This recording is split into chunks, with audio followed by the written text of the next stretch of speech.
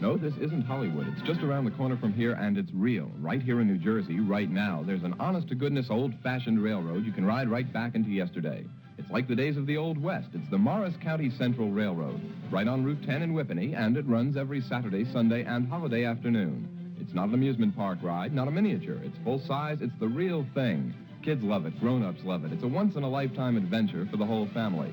Drive out to Whippany on Route 10. It's only minutes from Newark, or from New York, turn off Route 46 to Whippany. You'll see the signs. Take a trip to yesterday on the old-fashioned steam train. All aboard.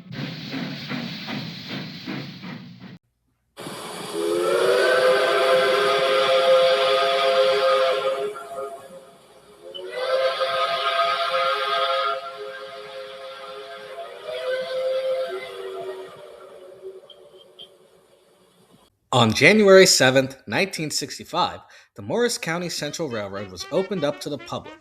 One of the first tourist railroad operations in the United States, it was also the first in New Jersey, period. The idea came from Earle Richard Henriquez Gil Sr. He was born on Christmas Eve 1928 to Spanish parents Carlos and Dorothy Henriquez Gil as the youngest of 7 in Mountain Lakes, New Jersey. A few years later, the family moved to Thornwood Farms in Morristown, where the family raised chickens, horses, and sheep. Young Earle would maintain an American Flyer model railroad in the 28-room family farmhouse. Carlos Henriquez Gil was the export manager for the A.C. Gilbert Company, the manufacturer for the American Flyer brand. This was what helped spur on his son's railroading interest. Earle was reportedly a brilliant student, graduating college at 16 years old. After a short stint in the military, Earle Gil would marry Virginia Esposito in 1950. During the next decade and a half, the two would travel through Canada and the southeastern United States, documenting the last days of mainline and industrial steam in those areas. One of the places the Gils' travels would take them to was the Virginia Blue Ridge Railway in 1959. The VBR was a 16-mile short line in Nelson County, Virginia, that connected various mills, quarries, and other industries in central VA to exchange with the Southern Railway. There, he would see the sleeping steamer VBR No. 6. No. 6 was originally Southern Railway No. 385, a Class H4 280 consolidation locomotive. 25 of the H4s were built by Baldwin Locomotive Works for fast freight, with the last one being retired by the Southern in 1954. 385 was sold to the VBR in 1952, but after only 4 years of service was put to the sidelines in need of an extensive refluing of its boiler tubes. That was the state Earle H. Gil and his son would find No. 6 in when they took its photograph and inspected the cab. Gil believed that 385 would never run again, but that would soon change. Ideas were already boiling in Gil's head about operating a steam engine on a New Jersey branch line, but he had no set location just yet. On a return trip to Virginia in 1963, Gil would bite the bullet and purchase the No. 6, taking it up north to the Morristown and Erie Railroad, where restoration would begin. Now renumbered back to 385, the former Southern Belle turned Yankees overhaul, including a conversion from coal to oil burning, would only take an astonishing 3 months, especially considering Earle H. Gil had never worked on a steam locomotive before and repaired 385 through trial and error with the help of many books on steam engines. On September 21, 1963, 385 would steam again, with the men of the Virginia Blue Ridge being so impressed that for the next few years, images of 385 in operation would be featured in their annual calendar. They could hardly believe that was the same old Southern scrap engine returning to its former glory up north. In the meantime, Gil had been looking for a place in North Jersey to run his newly restored steam engine, and in 1964, he had received permission from the Morristown and Erie Railroad and approval from the New Jersey Public Utilities Commission to run excursions on the section between Whippany and Morristown. With 4 1915-built Jersey Central commuter cars and a 1923 caboose from the Pennsylvania Railroad freshly restored, the Morris County Central Railroad was born, operating on a trial basis on holidays and Sundays only for the first year. On May 9, 1965, 385 and its consist would depart Morristown and glide into Whippany to pull the Morris County Central's first revenue excursions. The grand opening went off without a hitch, and at the end of the day, 1,300 people had ridden on Gil's Vision train. The MCC's first operating season brought great success, and with that, Gil decided that 385 needed some company, so he went back to Virginia in 1965 and purchased its former stablemate, Number 5. Virginia Blue Ridge Railway Number 5 was an S-155 class 060 switching engine originally built in 1942 for the United States Army as Number 4039. Originally intended for international use during the Second World War, 4039 would serve the fight on the home front, performing yard goat duties at military bases. After being deemed surplus by the armed services, Number 4039 was sold to the VBR and renumbered to 5. It would work there until its retirement in 1963 as the VBR dieselized. 2 years later, it would find itself in New Jersey, where it was converted to burn oil and would soon take to the high iron on excursion service alongside 385. In 1966, the Sunday-only operations would expand to Saturdays, and starting in 1971, the trains would run 7 days a week during the summer. On May 15, 1966, the railroad would begin running trains east to Roseland, New Jersey, rather than west to Morristown. This was considered a more scenic route and also provided a thrilling and picturesque ride over the Passaic River Trestle Bridge. During this time, the Morris County Central earned a great reputation as its collection of railroad equipment continued to expand into a full-fledged museum with a gift shop, picnic grove, and more.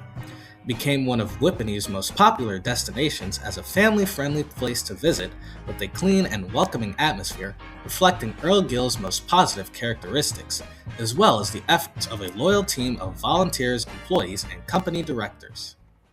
As with everything in life, behind the curtain things were not all dry rails and smooth running for the MCC. By the early 1970s, its relationship with the Morristown and Erie management began to falter. The decision was soon made to relocate at the end of 1973, beginning a 4-month task of moving from Whippany to Newfoundland, where the MCC would lease a 10-mile section of track owned by the New York, Susquehanna, and Western Railroad. The 2 steam engines would assist diesel locomotives as every piece of equipment was lashed up in one long train to move over the Erie-Lackawanna and Lehigh and Hudson River Railways to the NYS&W. The move was hampered by ugly weather, nasty track conditions, and good old-fashioned bad luck. After a 3-month winter hibernation in Sparta, New Jersey, 385 and 4039 would finish the job, leading the collection as a pair into Newfoundland, where work would begin cutting brush on the line side, building new sidings, and getting the station building ready for opening day. 221 days after the Morris County Central had run its last trains in Whippany, numbers 385 and 4039 were steamed up and ready to take to the tracks of their new home on July 4, 1974. Jefferson Township Mayor Ralph Atkinson was there to cut the ribbon of the Morris County Central's grand reopening as a new era began. Earle Gil would take charge on the construction of a new engine house and maintenance shop at Green Pond Junction, the former interchange between the NYS&W and Jersey Central.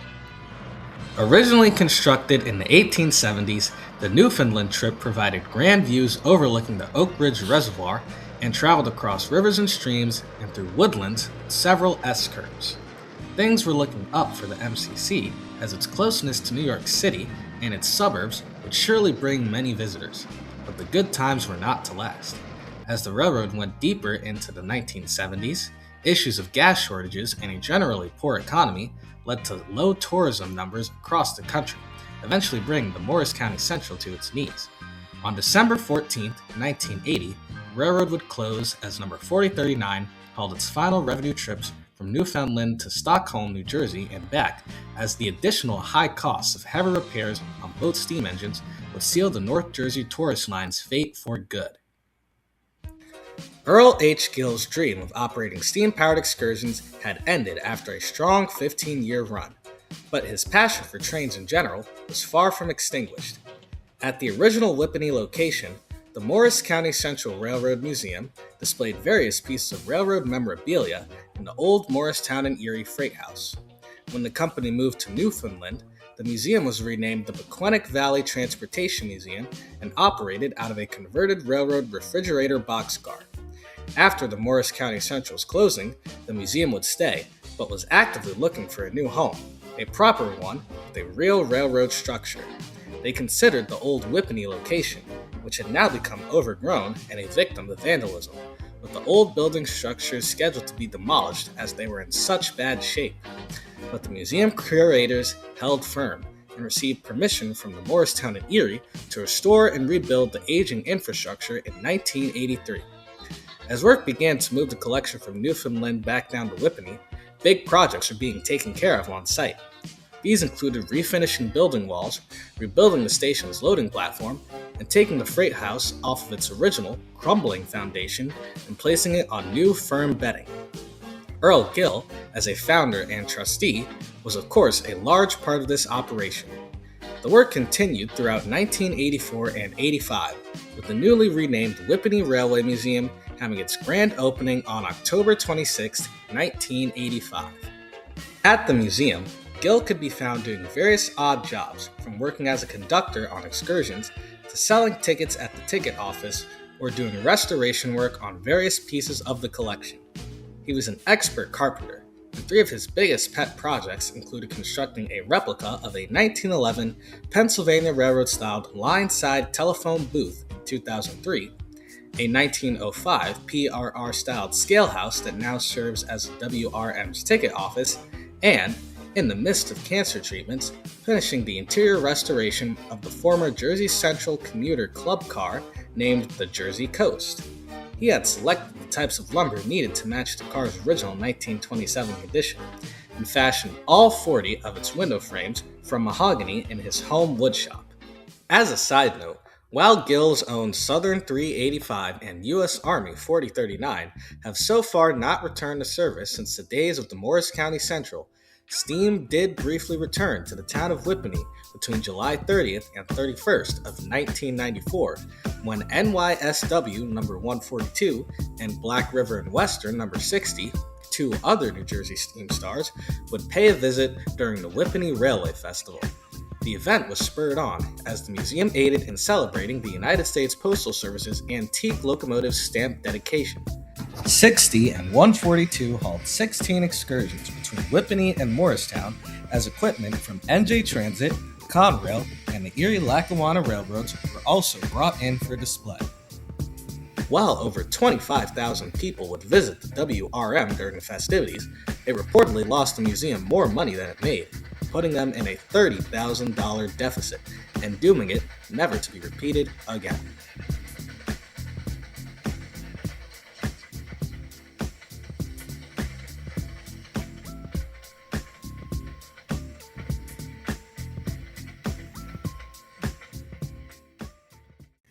Earle Henriquez Gil Sr. would die on June 8, 2007 after a valiant battle with cancer. His legacy in the history of railroad preservation lives on as the Whippany Railway Museum still operates on weekends between the spring and winter, operating various excursions in conjunction with the Morristown and Erie, alongside many events with the town of Whippany. All pieces of the collection are kept in relatively good shape, and visitors consistently pay visits to the property. A passionate crew of volunteers keeps Gil's vision alive, and Capital Limited Productions has seen it firsthand. We hope you will join us soon as we take you through the Whippany Railway Museum and demonstrate in real time what this North Jersey gem has to offer.